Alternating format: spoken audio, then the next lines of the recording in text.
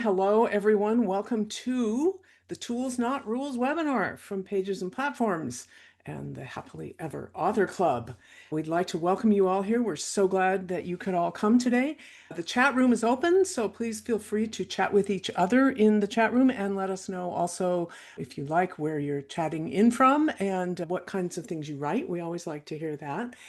And I've introduced myself. I'm Ann Hawley, the one with the braid, and with me is my colleague, Rachelle Ramirez. We are both developmental editors and teachers at Pages and Platforms, and we're very happy today to be presenting to you some information about the rules of writing.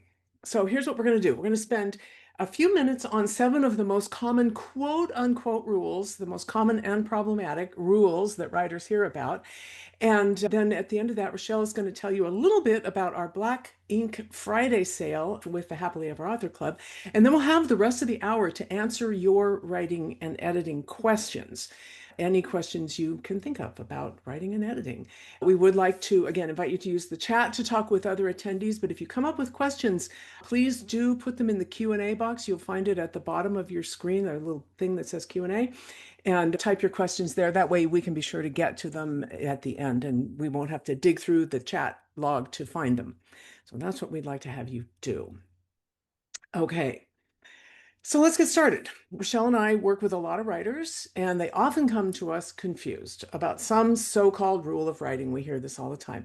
We see lots of evidence in the manuscripts we edit that an author has followed one of these rules to the detriment of their story, sometimes to the detriment of their whole writing life. And of course, we see plenty of manuscripts where following one of these rules might have made the manuscript better. So these are not all garbage. We're going to talk about the so-called rules of writing, and we're going to look at both sides. So here's some that you may have heard of. Write every day. Write what you know. Draft first, edit later. Show, don't tell. It's a famous one. Kill your darlings. Another good one. Write to the market and open in the middle of the action. Okay, this is by no means an exhaustive list, but these are some of the ones that most often seem to stymie the writers that we work with and have stymied us too. It's one of our highest aims here at Pages and Platforms to encourage you as a creative person, as a creative writer, to view all of these guidelines as tools, but not as hard and fast rules. So tools, not rules. We wouldn't want anything to block your creative flow. We wouldn't want anything to interfere with your authentic storytelling voice.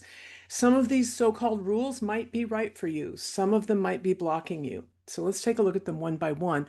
And remember, as we go forward, well, just to remind you again, put your questions in the Q&A box because really the majority of this hour is going to be your Q&A session.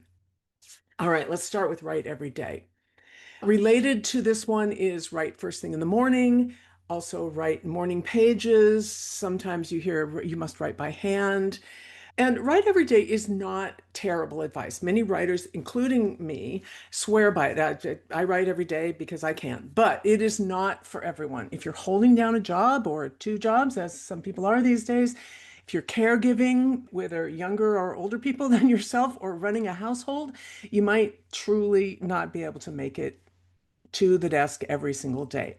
If you have health issues, you may not be physically able to conform to this standard.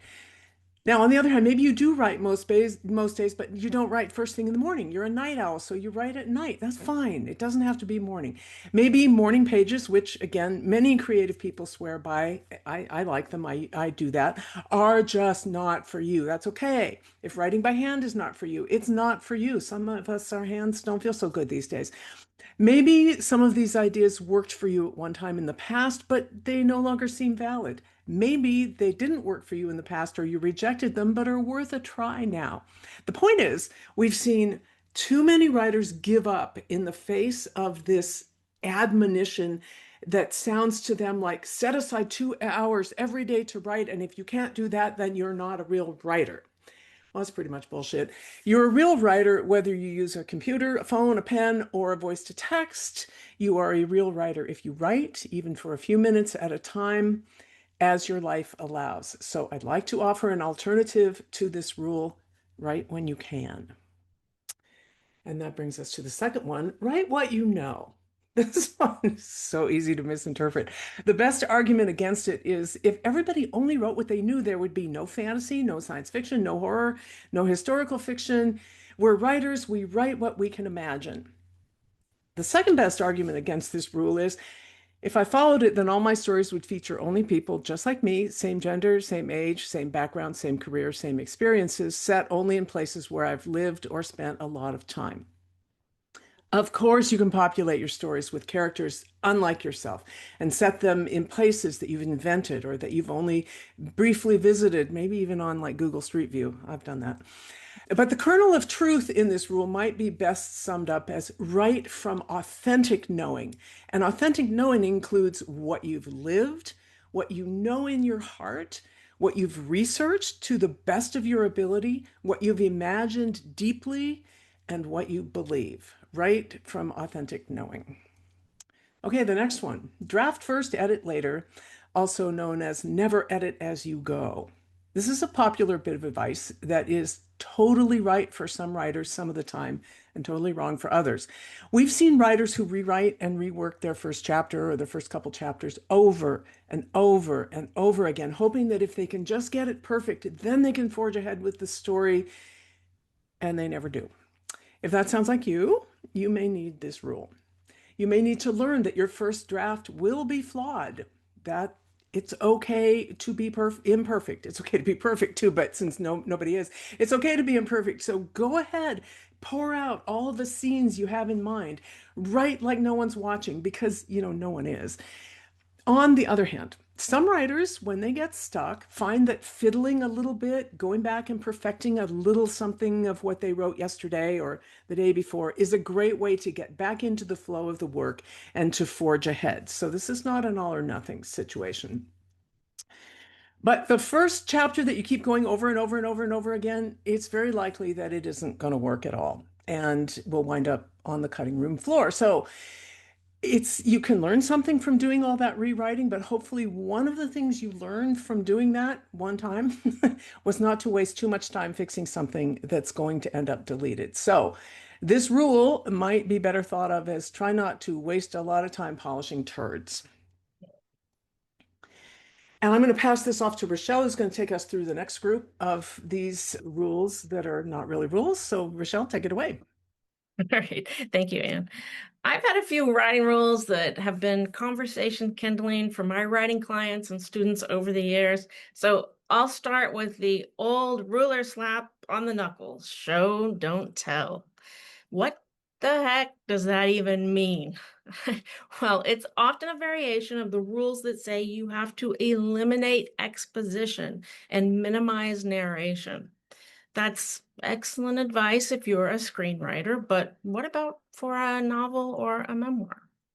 Show don't tell implies that nothing but character action is needed in a story and that interiority is boring. Look, do what you can to get all the important scene elements into character actions. Something needs to happen in your scenes. You need a character change in the basic scene elements. For your point of view character, you need an inciting incident, turning point, complication, crisis, climax, and resolution in every scene. But every story also needs some exposition, narration, and character interiority. For example, you may need to summarize a time jump, show that your character is thinking the opposite of what they are saying, or provide a sentence or two of backstory that informs an immediate character decision. The reality of good writing is that you show and tell as the story demands. All right, kill your darlings. At this point, this is cliche advice, often attributed to William Faulkner. And I don't know about you, but I haven't even met an honors English major who's finished a Faulkner novel. And why do we have to be killers? How about using an eraser or the back button or saving extracted content for, marketing materials? We have a lot of other options before we resort to murder. This advice might suggest that you delete that cherished prologue and squash description, which unfortunately often leads to writers suppressing their natural style. And what if your cherished prologue creates context necessary for your mystery novel and is directly tied to your all-important epilogue? That squash description you loved might be needed for the reader to envision the setting of your story. And who's to say that just because something you've written is precious to you, that it can't be the jewel of your story for your reader? Best advice on this one: remove what doesn't drive your story forward or delight you. Delete unnecessary characters and time gaps. Remove what's boring, repetitive, or non-progressive. But if it works, keep it, even if it is a darling. Okay. All right. This rule drives me bonkadonks. Who hasn't heard open with action? There is so much talk about action and immediate hooks, then not wasting the reader's time. You're told to create a fast-paced story no matter what. But if you start right in the action, the reader might not understand what's happening, where the characters are, how many characters are in the room, or even the context of the scene elements and character decisions. You might start at the height of the story action and fail to evoke emotion in your reader because the reader hasn't had a chance to care about your character or what they want. And what about the stories that aren't high action? Those that are more of an emotional or intellectual pursuit. If you start in peak action, you set up a story that you're not going to deliver, and you'll lose those readers who picked up the book for slow yet unexpected character development. Open with what the scene, the chapter, the whole story needs. It might be action, it might be setting, it might be narration. Okay, right to market. Here's a rule that you'll see in certain circles as the golden rule of writing. Don't write the story unless you know there's a waiting market. Know and follow the trends so that you can get all of them in your book. Write for the broadest market possible so you can sell the most books. Oi. There are some real challenges with this advice. First, the publishing market swiftly changes. It takes on average 18 months to bring a traditionally published book from agent submission to bookstores. So even the books that are hot off the presses were purchased by a publisher at least a year and a half ago. The publishers have probably bought several other books like it since, and the market is about to be flooded with the trend. By the time you finish writing your book to that market, publishers and readers are likely already looking for something else. And trend or not, you can't write for everyone. Readers are diverse, and a book that I love might be one you think is awful.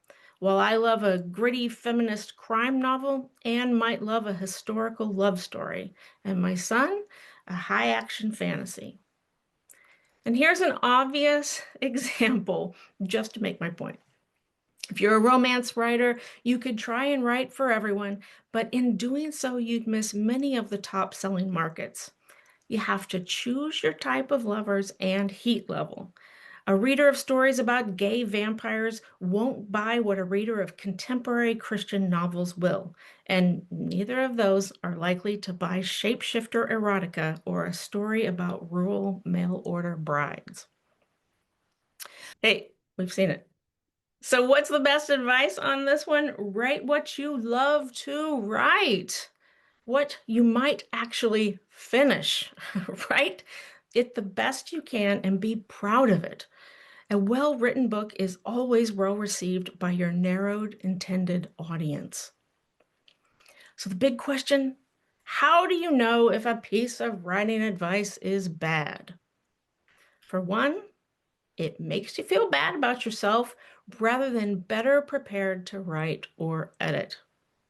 It limits your writing potential or creativity. It doesn't work with your schedule or your capacity to write. It disregards life circumstances, abilities, and real world limitations. It negates what's been working for you. Can't say that enough. And makes you doubt your own way of approaching the work. And it lacks clarity. It's too general, it's too vague, it doesn't make sense to you. So, as you move forward in your writing journey, we hope you're better prepared to determine which tools you need and which rules you can break. Now, we promised that we'd leave plenty of time for the questions and responses sections, usually everyone's favorite when we do these webinars, and we're going to deliver. So let us know in the Q&A box about some other so-called writing rules you've wondered about, or any writing and editing question that's on your mind. And while you do that, I'll just take a second to share some of the cool stuff we have going on at our Pages and Platforms Black Ink Friday sale. Real quick, where you can get 40% off on all our masterclasses and courses, 50% off your first month in the Happily Ever Author Club, 20% off private coaching packages, and 500 off a full manuscript evaluation with me. For the master classes, you can select among a series of master classes on each of the story types, action, crime, horror, and others. And you can join the HEA club and get them all. Plus live calls with us and our marketing and mindset guru, Sue Campbell.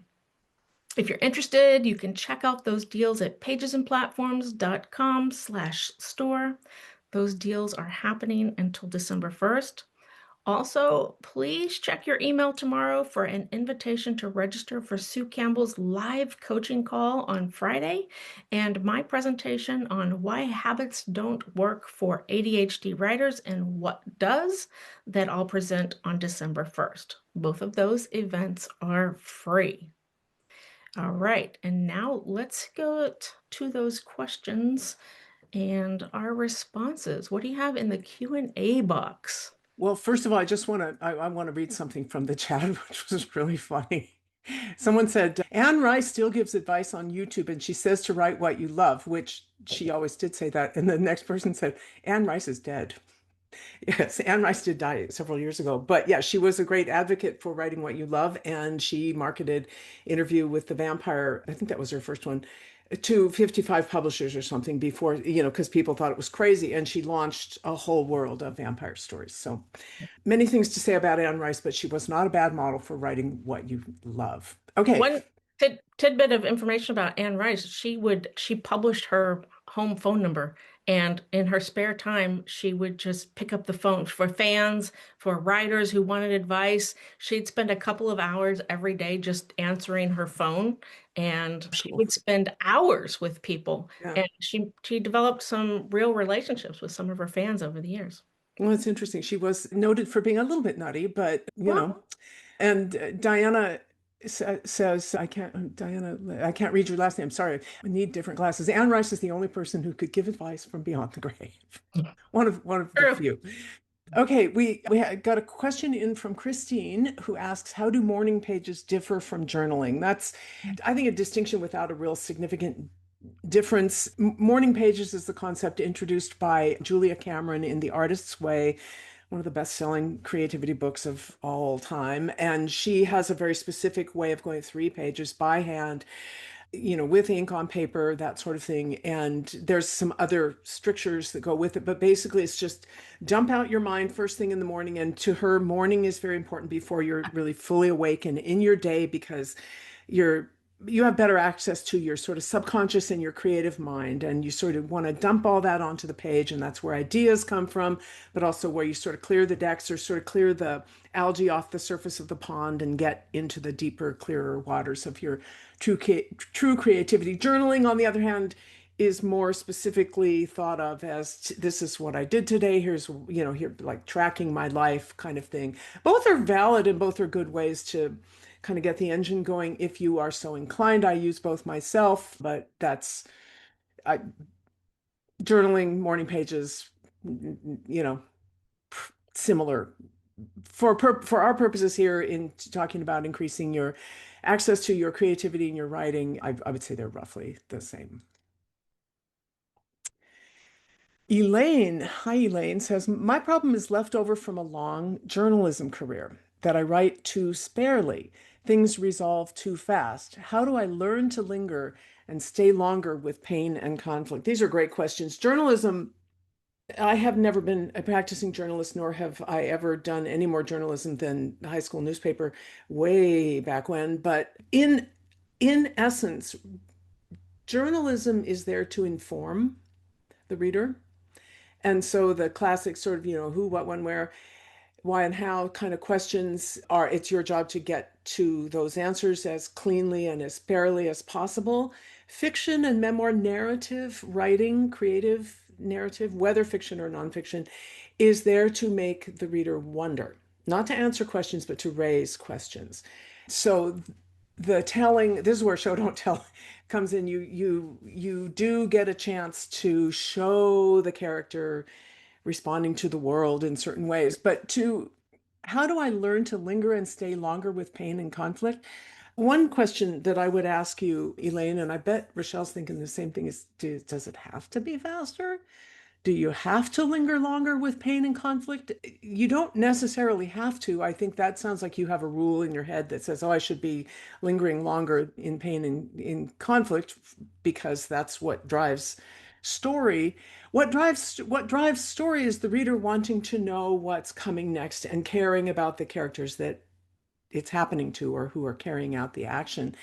And to make me wonder, you have to raise questions. You have to show them starting something but not finishing it. You have to not give all the backstory but make me wonder if this the guy says something to your protagonist that it seems perfectly innocuous to an ordinary person but just makes her fly off the handle.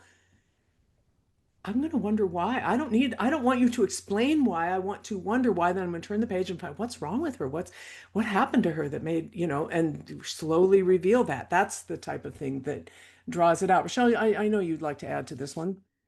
I put a link in the chat for your article on moving from nonfiction to fiction. It's called Thawing the Fiction Freeze.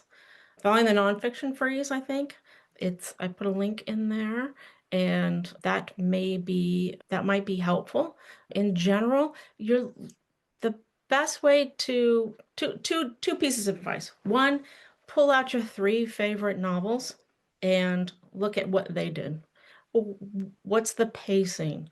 What techniques are they using? What devices can you identify there? What do you like? What do all three of them have in common, if anything? Look at that and see how might you replicate that. One thing that Anne suggests sometimes is to pull out your favorite book or one you think works well and copy it by hand. You'll Not the learn, whole book, but a scene. right. Yeah. You'll learn a lot more than you think you will by copying it by hand, a lot more than if you read it, because you'll take note of certain things. You'll take note of pacing. It's actually working with your brain in a different way. And the other thing is to look at the scene structure. You need basic scene structure that nonfiction work doesn't usually or sometimes doesn't have. So you're looking for an inciting incident, a progressive complication, that's turning point that causes the character to make a crisis choice, a difficult decision, and to act to show the reader what that decision is, noting that failure to act or choosing not to act is often a choice, and a resolution to that. What's the effect? What's the impact? That might be the next scene, but one scene does need to lead to the other, so you need to know. If you are challenged with, like, wait, scene elements, what? We have in the Happily Ever Author Club, we have a whole masterclass on that on writing scenes. So that might be helpful. Dee says, and Dee, I saw your note in the chat that I wasn't seeing your question, but I am seeing your question here, so I hope this is the one. What is your take on no head hopping? Head hopping, for those who might not be familiar, is shifting point of view basically in the middle of a scene, going from mind to mind. That's one of those we should have probably could have made that one of the never head hop. There are authors who do it very well, who change point of view in the middle of the scene, hand the baton of agency from one character to the next, and so the reader is basically the author is writing an omniscient narrative where I as the reader believe you that you know into this person's mind and you know into that person's mind, and can follow. If you're not real experienced with writing fiction, it's a good rule of thumb, a good just general idea to stick with one point of view per scene. Don't change point of view in the middle of a scene. Don't flip back and forth. But a lot of the where head hopping sort of comes in real subtly is you're in what we call a strict third person point of view, like you're in your character's point of view. It's not first person, but we don't leave that character's point of view, except suddenly they see their own eye color. Yeah, or something like that, where what you've done is change the point of view to an external character, yeah, an external narrator who is then reporting his luscious black locks and his green eyes, which, especially in certain types of romance and stories, is very important for the reader to know what the character looks like. But if you are in a strict third point of view, then save the description of the character for when you're in the other character's point of view. So head hopping, I generally not advisable. You've got to really know what you're doing and do it very deliberately. And where I see it happening the most is in that wanting to describe something about the character's physical reality that causes you as the writer to have to step outside their head and then turn and look at them. That's disorienting, and it takes away from the narrative drive of the story. The reader's like, oh, wait a minute, I was in this person's head and now I'm turning to look at them, and it's a little bit confusing. It's not a total deal breaker, but it's not considered a real professional way to write. Rachelle, do you want to add to that? Yeah, hard and fast rule for me. No head hopping. I'm gonna put your book down. It's head hopping, meaning you're moving from one point of view to another within a single scene. If you need to move from one point of view to another, break the scene. Choose the point of view for each scene where the character has the most to lose, the most difficult decision, or if you're undecided, your protagonist. Choose one or the other and stay within that point of view. It's pretty, as far as I'm concerned, that one's a pretty hard and fast basic writing 101. I will just offer, if someone is really determined to do that, or feels very strongly that they would like to, I will offer one author I know of whose works I have read a lot of, who does it rather well, and that's Georgette Heyer. She's the famous originator of the Regency romance, and she does it extremely well. She's also leaning pretty heavily on a 19th century style that, uh, if you want to try that, try it. But conquering that style in order to pull that off is maybe more than you want to do for your story. Yep. Susan says, my inciting incident doesn't happen until chapter 4. Is that a problem? What kind of story are you writing? That would be my first question. If it's an action story, where you have a hero who's going to go to rescue the victim from a crime novel or something like that, then yeah, that's a long time to wait. I would ask you what's in those first 4 chapters. That is, I'm guessing a lot of setup and backstory would be my guess typically. But also, are you sure that you know what your global inciting incident is? There should be an inciting incident in every scene, but the global inciting incident, the thing that incites your protagonist to enter the world of the story, it doesn't have to happen on the first page. It can happen in as late as chapter 2. But if you're going 4 whole chapters and I as your reader still don't know what this character is going to be going for in the book, that's probably too long. Yep. I'm gonna say you should have it that maybe not the first scene, but you should have it in the first chapter. Before I move from one chapter to the other, the story should have started. There should be some inciting incident in there for the global story. It could be that you've misidentified the inciting incident Yeah. of your story and that it's actually happening earlier. So the inciting incident would be the first time your character confronts something associated with the major problem of the story. It might be happening sooner than you think. And if not, I would really ask myself, what's in those first three chapters? Do I absolutely need them? If I started in chapter four, is my reader confused or are they just not informed? So you don't need your reader necessarily to be informed on all the backstory, but intrigued. You want them asking questions, wanting to learn more, but you don't want them confused. So I would look at that. And if in doubt, you might want to have an editor look at those. I wanted to point out something Wendy said earlier. She says, I can't avoid head hopping. I have sentient nonverbal crystals that the reader can only hear if they're in the head of the crystals that's bonded to them. You're okay, so you're creating a completely fantasy world where you're making an argument for, yeah, head hopping would work there. It'd be the only thing that would. Head hopping, switching point of view, omniscient. Basically, you're talking about an omniscient point of view. And your challenge is for the reader to be able to follow whose thoughts am I in right now. But yeah, you're describing a fantasy situation that's very, very unusual. And so a very, very unusual narrative device is probably, In that case, it might be that that the crystals are they're characters themselves. yeah. So it would be we want to very carefully clarify what are they hearing, and the bonded to them might be, I know it's not the same, but might be in a way thinking about like what if a person was possessed by a demon? Well, the demon is inside them and they can hear it or or feel it or whatever they can, but it's still a different character. So you would be thinking about that. You're going to need to differentiate between what the reader can understand is coming from the crystals and what's coming from the mind of your point of view character. Yeah, it So does sound like a case where the crystals are like characters of their own, and so they would have a point of view, and it would be different from. I would need to know more about your story, but the head of the crystal that's bonded to them is not that dissimilar from, say, a non-science fiction, non-fantasy realm of, uh, I don't know, say a really, really close, like a pair of twins or something, where they have a psychic bond or something like that. I don't know. I need to know more about your story, but I would just set yours apart, Wendy, as like a unique situation. And again, nobody here, I don't think we're saying never head hop. Well, Rachelle says don't head hop. I can give you examples where you can, and you've just given an example where it might actually be necessary. So right, there you and go.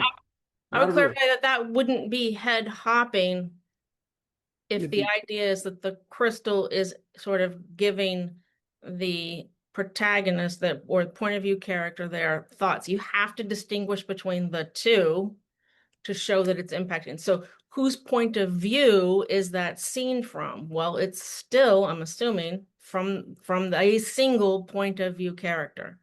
Every scene, as far as I'm concerned, should have a single point of view character, unless you're going to break the scene for really good reason.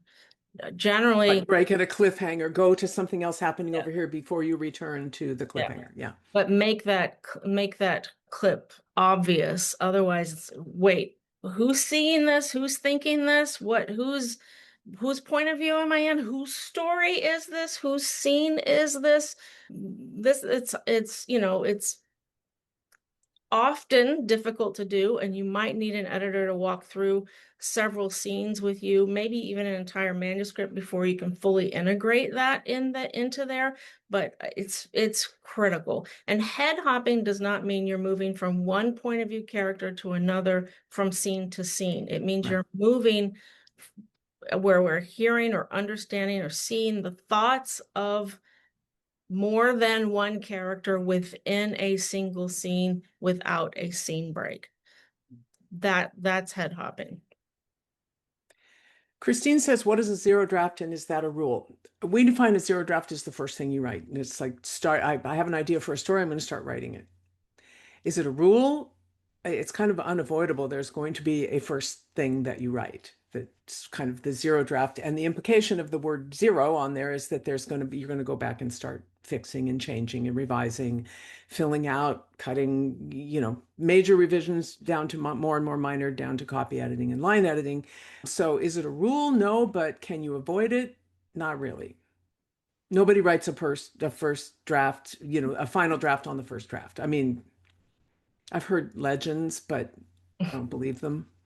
Every first draft needs a little work, at least. So we consider that a zero draft. And part of the reason, the value of using that word is it takes some of the preciousness off of it. It's like, this is my zero draft. I'm just getting my ideas down. I'm just, I may find that I'm writing a slightly different story than I thought when I started this zero draft, and then I have to go back and rework it. So no, I wouldn't say it's a rule. I would just say you're going to have one. I mean, you can say I'm never going to do a zero draft, but no matter what, you're going to do a zero. Something's going to be the first thing you do. Yep. Oh, Sarah, this is a good one. One that's stuck in my head is to avoid dialogue tags besides said. What are your thoughts on dialogue tags? I think the said is fine. I mean, there's nothing wrong with said. One of the things that I run into in client manuscripts a lot is they've taken this so much to heart that it's da da da da da, so and so said, da da da da da, so and so said. And some of that is not the word said that makes it feel monotonous and plodding, but it's that the structure is the same. It's tag, dialogue tag, as opposed to she set her glass down and turned to him and said da da da da. The said disappears unless it becomes this clunking end at the end of every line of dialogue. And if you want to, I mean, there's nothing wrong with asked, replied. You can have them shout, you can have them yell, you can have them. I mean, I think where this rule comes from, it's one of the ones we considered putting in the webinar and just didn't have room for it. But it comes from a style that arose, really like, late 19th century, early 20th century fiction, where you had a lot of really, really bending over backwards to get a different word in there, expostulated and exclaimed. And, I mean, again, if you're writing in that style, then go for it. I, I, I think that's a ridiculous rule. I think it's a guideline that's worth considering, but I've the same aforementioned Georgette Heyer, whose writing I've read a lot of, she'll do a whole bunch of, he expostulated angrily, and you get a lot of, that's where the adverbs come into. It can get a little heavy-handed, a little purple prose sounding, but no, you can use other words than said. Of course you can. People do, when they speak, they do more than just say. Sometimes they ask, sometimes they wonder, sometimes they shout, sometimes they sneer. Yeah, you can, of course, yes, use other dialogue types besides that if you want to. And for that one, I would suggest picking up your three favorite novels Again, yeah, and look at how often they're using dialogue tags. at And all, right? And then how many of those are said, and how many of them are other words. And where in the sentence do they break up the dialogue with a tag and then continue the dialogue, or do they always, a well-written novel will have a variety, so it doesn't, if you read out loud and you listen to it, it doesn't plod like dun dun dun dun dun, he said, dun dun dun dun dun, he said, dun dun boom, dun dun boom, dun dun boom. It can be really marching if you don't listen to it auditorially.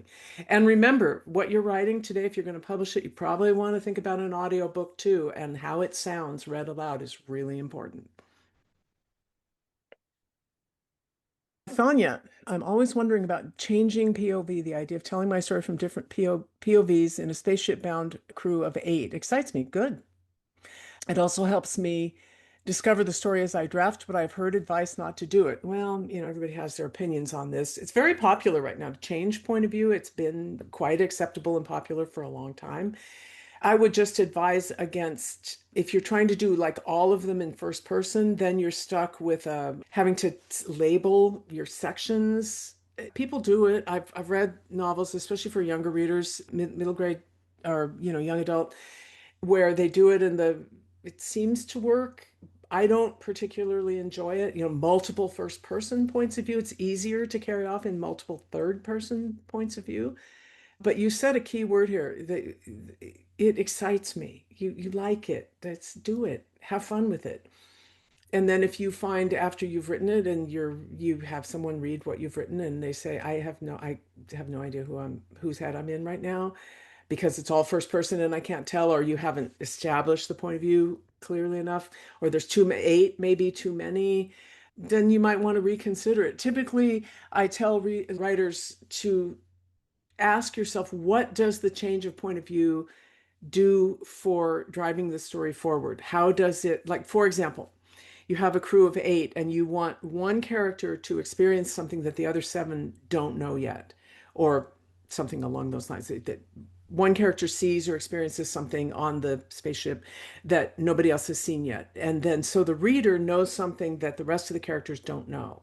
And that creates suspense in the reader, like, ooh, when are they going to find out? I don't know. You know, and that's a page turner, right? So if you have a reason to do that, but if you are changing points of view when all eight characters are always in the scene, why? What does that do for the sense of narrative drive of why I'm curious? If they all know the same thing at the same time, then keep it in one point of view, because then we get to know that one character and it's that one character's story. The other question I would ask is, of these eight characters, do you have a protagonist? Typically, a story has one protagonist and secondary characters. So, and that would be a case for favoring that character's point of view over the others, and not just going, okay, character A point of view, and then B, then C, then D, then switch. Again, it gets to be that plodding, mechanical. I'm going to switch to this, to this, to this, for no other reason than it's that character's turn. I see this a lot in romantic fiction where it's lover one, lover two, lover one, lover two, back and forth, back and forth, back and forth, for no reason other than it's an even numbered chapter, so it has to be the lady, and it's an odd numbered chapter, so it has to be the gentleman type of thing. That there's no story reason for that. Do it because you want to build up the excitement of what your main character, your true protagonist, does and doesn't know, can and can't have experienced, and so that the reader knows something that the character doesn't know yet, or tools like that that make me, the reader, want to, ooh, when is she going to find out? What else we got here? Leah Fisher. I'm in the process of working through a second draft. Good, yeah, you. And I'm worried about finding beta readers. Any insight on that process? That's a good one. There are services that you can employ to find beta readers who aren't your friends. One good way to ruin a friendship is to have a friend read your work and not really like it and be afraid to say something and not want to talk to you after that and be too embarrassed to. Friends are not the best source for that. So you want to find people who are interested in reading the kind of thing you write. And I don't, Rachelle, do you remember the name? There's a couple services. You can just Right. put in beta reader services. There's at least two of them out there. Last time I checked, where for a relatively modest, it's a couple $100. I think it's not nothing, but it wasn't huge. You can specify what feedback you want, what you're looking for. And I would say whether you use a paid service or you find readers some other way, the thing that you want to ask them is not, what do you think? Because that won't be any use to you. Where did I lose you? Where did you get bored? Where did you stop reading? Where'd you get And confused? where did you get confused? Is there anything you didn't understand? And give that reader permission not to finish if you ever want to talk to them again. And that your feelings won't be hurt if they got so confused that they put it, where did you put it down? And they couldn't tell you why, but if they start telling you, this Neil Gaiman's famous dictum is, you can ask them for what they didn't like and why, but if they start telling you how to fix it, don't listen, because they're not writers, and if they are, they should go write their own book. Yep. And one other thing is ask them ahead of time if they're willing to read, unless you're paying for the service, if they're willing to read, and if by chance if they are, could they get that back to you if within 30 days? If it's Yeah, put a time limit. put a Yeah. time limit or you'll never see it again. You'll never see it again. Second thing is you said you're in a second draft. A second draft is not ready, I A don't know, little early for beta readers. specify for your question, but a second draft is not ready for beta readers. Beta readers you use when you think, I'm done. I'm finished. I've finished this novel. Nothing left here but copy editing. That's when you find your people who might be in your intended reader market as close to your intended reader as possible, maybe three, maybe five, and have them read that and give you feedback on what you think is a finished story. A second draft is for a developmental editor. You want somebody who knows story structure, who's going to try and help you write the story you want to write, not tell you about the story they want to read. They are looking for overall, how does the structure, scenes, overall story structure work, what's missing, what's repetitive. That's when you hire a developmental editor. Beta readers are for the very end. Towards the very, yeah, when you're pretty sure you've got a finished product and you're willing to maybe make a few tweaks. Liz Gilbert has a famous story about beta readers where she finished her novel, The Signature of All Things, and she, pretty good writer, well known, and she finished it and she written it to the best of her ability, and she asked several people to read it, and several of them came back with the same criticism, which was there was one character who just kind of disappeared halfway through the book and didn't really have and it was like a secondary character, didn't really have her arc rounded out. And Liz Gilbert said to herself, the book's already 700 pages long. I would have to write at least an additional 50 pages to fix that. I'm just going to leave it. That's the point at which she asked other people to read it. It's like, how much am I willing to change at this point? She also had a contract and she was a million billion bestseller, but still the basic structure is the same. Tom wants to know how we feel about editing software like Pro Writing Aid in particular in relation to the debate about AI and writing. I've just finished my first draft, congratulations, and am on to the editing stage. P.S. You can't polish a turd, but you can roll it in glitter. Yeah, exactly. You certainly can. That's a really good one, Tom. Pro Writing Aid is a supporter of ours. We like them. I think their offerings are very good. They have started to incorporate more AI. I don't use them myself, and I don't know how much they're incorporating AI. The guy who started Pro Writing Aid and is still the CEO or whatever's a pretty good guy. I personally think AI is a scourge and should go to hell, and I hope it dies. And it has nothing to do with creativity. However, don't confuse AI for machine learning, which allows it to correct your grammar, find spelling mistakes, and suggest, notice that you've repeated words.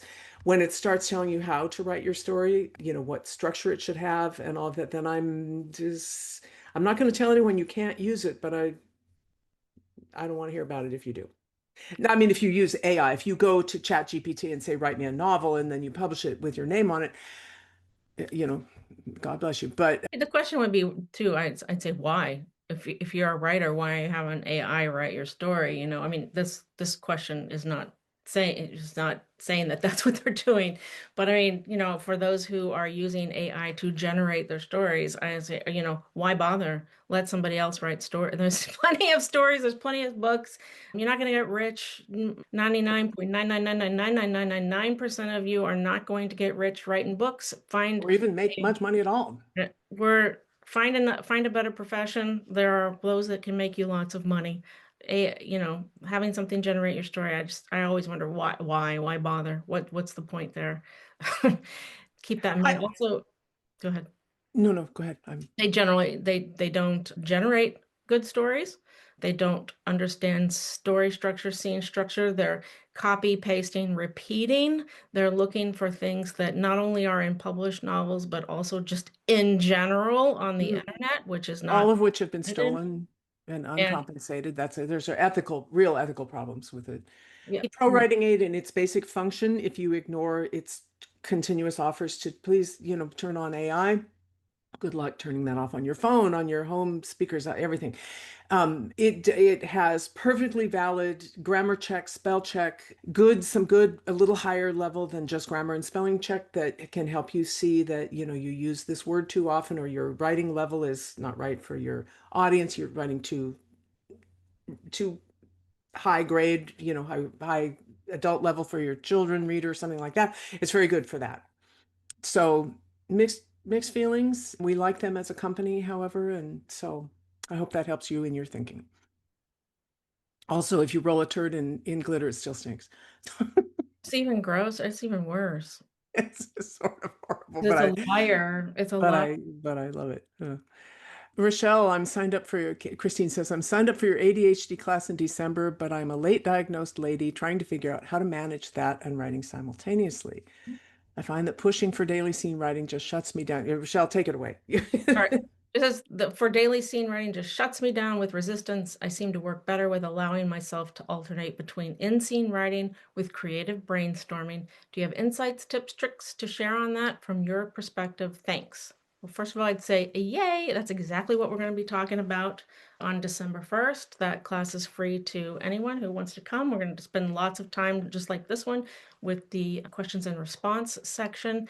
And I want to point out something that you said. I seem to work better with allowing myself to alternate.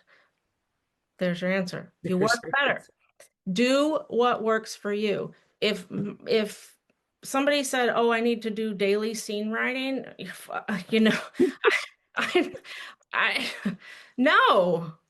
But if you're a rebel, if you have ADHD, these sorts of rules we've been told so many for our entire lives, especially those of us who were late diagnosed or not diagnosed, women in particular, especially that what we've been doing is wrong, do it this way. We've put in systems, we've found ways to get around it. And if you're here at this, you're already aware of barriers and the need for resources. You're here. So you just have to look for ways, identify what are the barriers and what are almost like it's a force field, and what do I have in terms of desire and resources that I can use to push through those barriers. If something's working, use that. Most of us with ADHD work best alternating between one thing or another, picking what we're most interested in at the time or most urgent is often the two biggest pieces. And if you like, I've got to get this done, I got to get this done, put a deadline on it, make yourself accountable to somebody else. Sometimes that works. But Rachelle, Sarah would like to know how they sign up for the course on December 1st. Do you have a link for that? no, I have no idea. It's coming out Gonna it get should come out in the email, right? You should get that in your email from Pages Platforms from Sue. If you should already have that. If you don't, it'll come out again, I believe, tomorrow. Yeah, tomorrow's newsletter. Yeah. Norman wants to know, how do you use outlines? I'm beginning to make them gradually as I write. That's how I do it too, Norman. Some people start from an outline. Some people really don't feel like they can tell a story until they know the whole scaffolding that they're going to hang it on. And some of us outline sort of after the fact or during. I personally find I'll go a certain distance with a story and then think, I better stop and think about what I'm doing here. And then I start to build an outline, then I work back. And I think that's pretty typical, working back and forth between scenes, actual scenes in the story, and then thinking, do I need this? I'm going to go back to my outline and kind of flesh my outline out a little bit. So that's how I use them. Some people start with one and just hang every single scene from the pre-established scaffolding that they built the skeleton. They build the skeleton first and hang the flesh from it. Rachelle, do you use outlines? It No, I mean, I don't start with an outline, but I will start writing, and when I get stuck, I'll start putting an outline together, and then I'll try to write the outline, and then that may or may not get me unstuck, but it'll give me a general idea of where I'm going, and then I need to put the outline away, or my brain zeroes in on, oh, I better do this right. I need to write to the outline, or it's not going to work, and it shuts down my creativity. So I'll write the outline just to say, okay, where am I going? And then I need to pretty much put that outline away And because, then go there. Yeah.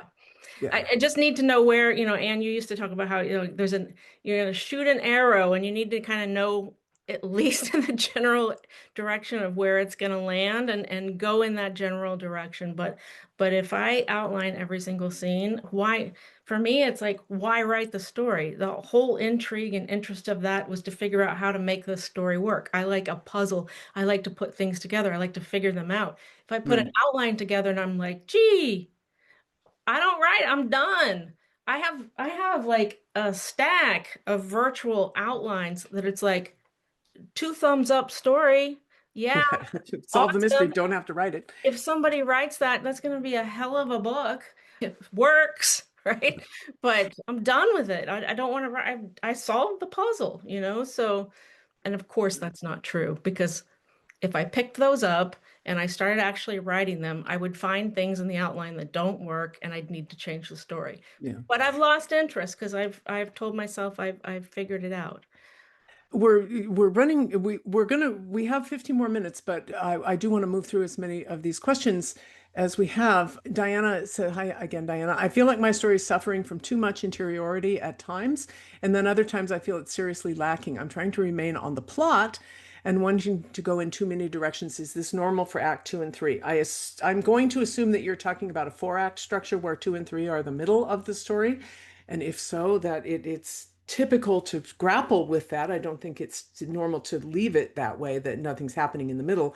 The middle is hard. The whole job of the middle of the story is to hook the beginning to the end. I mean, that sounds really, really obvious, but it's to increase the stakes and the complications for the character who set out on the journey of the story, whatever the story is. And some of that, depending on what kind of story you're telling, if it is a personal, internal, character-driven story, then a certain amount of interiority is perfectly fine. It will move the story forward. If you're just, here's what I like to tell people. If you are writing scenes that have a ton of interiority and nothing else, that for one thing, they're probably not really scenes yet. If the character is just thinking about things and making decisions in their head, and if it were a movie scene, if you were filming this, if you were an audience in a movie for this scene, what would you see or hear? And if it's too much interiority, then a whole bunch of the scene, what you're going to see and hear is the actor just going, looking off into space, thinking, changing their expression slightly, assuming they don't have too much Botox in their face. And you probably need them to say something and do something. But you can have interiority. And if you are writing a character-driven story, a worldview type of story, or a validation story, a certain amount of interiority is fine. I don't know how much is too much without, seeing your manuscript, but one thing you can do is go through your manuscript and color, like change the color of the font for all the interiority, and then just look at the pages really small so you can't read the words, you just see blocks of color. And if it's like you've said interiority is going to be blue and it's like 90% blue, it's probably too much interiority. So that's actually can be really a really helpful visual. I've seen that work for a lot of people. Yeah. One thing to note on that is where people generally will say you have a problem with interiority is when you have a turning point of a scene. Something happens in the scene that is going to force your protagonist to make a difficult decision. And from there, they need to act in some way, say something, refuse to say something, slam the book on the table, whatever their options are there to demonstrate their decision. If something between that turning point action, something happens outside the character, and then they need to make a decision, and you go off for a paragraph or two or four, you're interrupting the action of the scene. That is a challenge. So keep that in mind where you're putting the interiority. You have very little time between that turning point of the scene. Something happens where the character has to make a decision, and boom, they need to make a decision. So watch where you're putting it. Right. We don't necessarily need to hear all the reader's thoughts in and out, the ups and downs, the pros and cons. Those should have been made clear earlier in the story, so that we're aware of what the stakes are. Lisa says, if you have time, story type question, do you have clues that might help me confirm if I'm writing a validation story and not an action story? It's probably a validation story, but The validation story. No, this one we don't have time to query you deeply for this. So Rachelle, what's the shortcut for this okay, one? so quick thing. If safety and danger and life and death is a big part of your story, especially life and death, if the character needs to focus on that, and the big problem is, am I safe or am I not safe? Primarily, you have an action story with a secondary validation story. If the action part is adventure, safety, danger, but not life and death throughout the story, then you probably have a validation story. And if in doubt, it's probably a validation story with an action sort of driving the plot. If you're interested, I'd love, I mean, we could do an individual call and I could interview that out of you and we could figure out the general 21 core moment structure for that story. Or we do that on our Wednesday calls. Anne and I in the Happily Ever Author Club take questions like this every week, and we have time to do that on Yeah. those calls on Wednesdays. We'd love to do that too. Dee says, could you put her name here? I'm not sure who you're referring to. I think I write in the 19th century style, following the style of the author of The Secret Garden. That is Frances Hodgson Burnett, one of my favorites. I love her writing. And the one that I was mentioning was, I'm going to put these in the chat, Georgette Heyer. Hodgson Burnett and Georgette Heyer. Who's not head hopping. Yeah, if you, well, I would very skillful changing of point of view within the scene. Let's put it that way, because they're both pretty good. Okay. Judith, J.K. Rowling as Robert Galbraith in book 5 of the Strike series. We spend lots of time in each head as the series book progresses, so we know each very well. In this scene, reader and talking simultaneously, and it works for me. Okay, Judith, then I would say use her as a model. I think she handled the Harry Potter book, it's just the only ones of hers I've read, really well, because she stuck entirely in Harry's point of view on every page of all 7 books, except for the little intro prologue where you get some omniscient third where you go see what the bad guys are doing.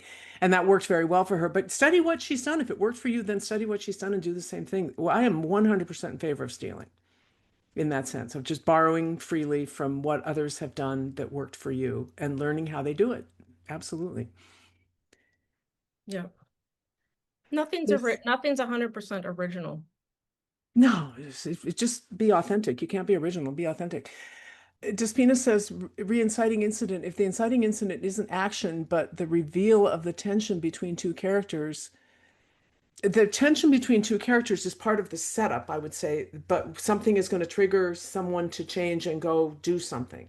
So you're talking about an inciting incident is a thing that happens, not a state of affairs.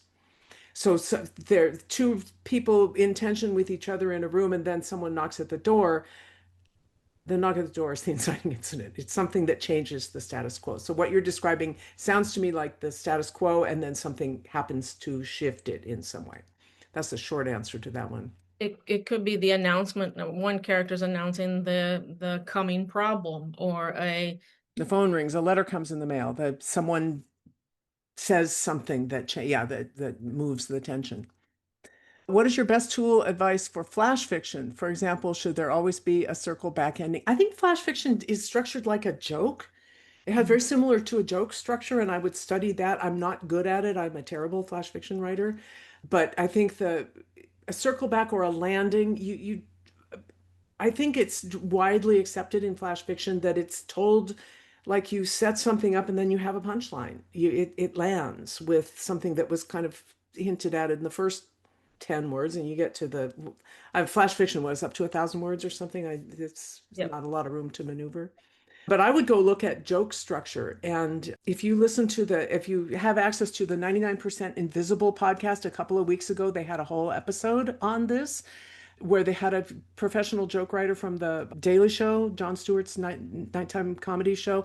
And he talked about the process of constructing a joke. And I don't write jokes, and I'm not a funny person at all. And I found it really, really useful. So you might look at that. There are a number of different structures for flash fiction, and one of the things that they do is often drop the there's a very short resolution, sometimes only a climactic action and not a written resolution. So that's something to keep in mind. There are many different structures. I would look at what excites me about this story, what do I really need to get in, and where can I leave them wanting more of the story, but not confused or upset that I haven't given them enough information. So many, many different structures for those stories. Diana posts, I'm not going to read it, but a whole example of AI writing, and says, how can you use AI ethically so it is a support, not taking over the process? I'm not sure there is a way. I did have to test it out early on a couple of years ago. I tried ChatGPT when it was just getting started because I had to write an article about it. And so what I did was ask it to write me like a typical, like I gave it a rough plot outline and said, can you write my back cover blurb? Because that's like one of the hardest things to do. And it did like a pretty good job because it was a blurb of a story that had romance in it. So it knows exactly all the tropes of how romance should go. And it's and would I publish this on the back cover of my book? No, I would not, because it had this same kind of, when you think of Japan, it's easy to picture Tokyo's bright lights. It's just like the most pedestrian writing. Do you want to write like that? Then don't use, if you don't, if the answer is no, then don't use it. If you are trying to turn out a lot of material for like clickbait, I guess you're going to be using it. But I ethically, for support, I don't know, Rachelle, any thoughts on that? I I don't just touch it. say I don't touch it. I just say why. I mean, there are so many people out there giving great advice, YouTube content, podcasts, books that, low cost that you can learn to write better in a way that will enhance your creativity and help you get your point across that, I mean, why have AI do it? Yeah, It's not going to do you any favors. And if you're at the point where you think you need AI to, I don't clean up your writing, get help, learn the craft rather than have AI do it for you. yeah. Two questions in a row here. I've been told Stephen King hates adverbs and thinks they should never be used. And Susan says, is it true the road to hell is paved with adverbs? Stephen King's full of shit on that one. He uses adverbs all the time. Adverbs, what he's talking about are the ly type of adverbs. There are all kinds of other adverbs. And in that whole going back to speech tags, right? He shouted angrily. If you need the adverb, then what he shouted didn't convey anger, change the words that he said, all that sort of thing. I agree in general, if every speech tag has an adverb after it, that's just bad writing. Adverbs include adverbs of time, adverbs of transition. You can't write without adverbs. He's famous for saying that. You read his books and they're full of adverbs. So what they aren't full of is adverbs tacked onto a speech tag. I think that's all he's really talking about. So no, the road to hell is not paved with adverbs. However, stronger writing it goes without them by and large. Well, especially in speech tags. Yeah. Yep. Well, and yeah, I mean, there's lots of places where you find yourself sticking in adverbs you don't even realize are adverbs, like before, after, up, down, Yep. like that, but you need them. But yeah, strongest writing is nouns and verbs, very clean, but really, really, Ursula Le Guin calls them muscular, nouns and verbs, and then after that, adjectives and adverbs eh, for spice. Go ahead and use AI to do an LY global search. See, Well, you don't need AI for that. Just use Control F. I mean, you don't need AI. You just need ordinary machine learning for that, like in your Google Doc or your Word doc or whatever's Control F, LY space or LY comma. You can search for that. But not all adverbs end in LY. So, and finally, we got one more here. Wendy says, I got a big chunk of story too big for a flashback that I'm struggling with how to place. It starts around book 3 but doesn't merge with my main storyline until book 4 or 5. So you're writing a series, but it's an important part. A lot of editors don't want to see work until it's written, but this is something I have to decide before I get to the merge. Where do I find a sounding board for that? That's a big ask because if you're talking about not 5 volumes of a novel, I would I'd be looking for a writing group at that point, a group of writers who are working in the same. I'm going to guess it's fantasy if it's that many volumes. Typically, that's a fantasy series, but even if it's not, or science fiction, that's something that you're going to need to hash out with other writers. I'd have to know a whole lot more about what you're writing and why you're merging something in later. It sounds like you have a large planning process going that you want to be. It's very wise. If you're going to write 5 volumes, you better know where they're going. I've had at least one client who didn't publish volume 1, got stuck painted himself into a corner for volume 2 and had a hell of a time getting volume 3 out. This was thriller, not science fiction, but because he was just really enthusiastic and then whoa, that's just okay. It didn't work and he really got himself into a pickle with it. So planning is a very good idea, but what you're planning and how much of it you need to write before you submit it to editors is a big question. I don't think I have a really good answer for that. Rachelle, you want to weigh in on that at all? yep. if you got a chunk of back, you have a large chunk of backstory that's interrupting story number 3, then am I going to read book number 4? Because you just gave me this big, I'm playing, devil's advocate. I'm being tough on you. I have no idea what you've written or going to write. But story number 3 needs to work, needs to have good pacing, needs to move us through the story. If I got to if I got to story number 4, am I going to be confused or mad at the writer if they didn't show me in book 3 what now pertains to book 5? Could it have just been mentioned? Could it be glossed over? Could it be a sentence that refers to something that happens and then you elaborate later in book 4? The question about backstory for me is always like, are you just putting it in there to inform the reader? The reader needs to know. I want to explain to the reader, or does not having that information or a very tight summary, smaller distilled version of that information confuse the reader later? And is there a way to just put it in dialogue instead of Full backstory? backstory. There are lots of creative ways to pull backstory out. Backstory, so you need some of it, a sentence here, 2 sentences there. Sometimes when it informs an immediate decision or choice, or it would not be flashback, it would not be backstory if it was, say, a flashback interrupting the scene, like intrusive thoughts or something like that. But Most writers who feel like they have a whole lot of backstory that needs to be on the page, it doesn't.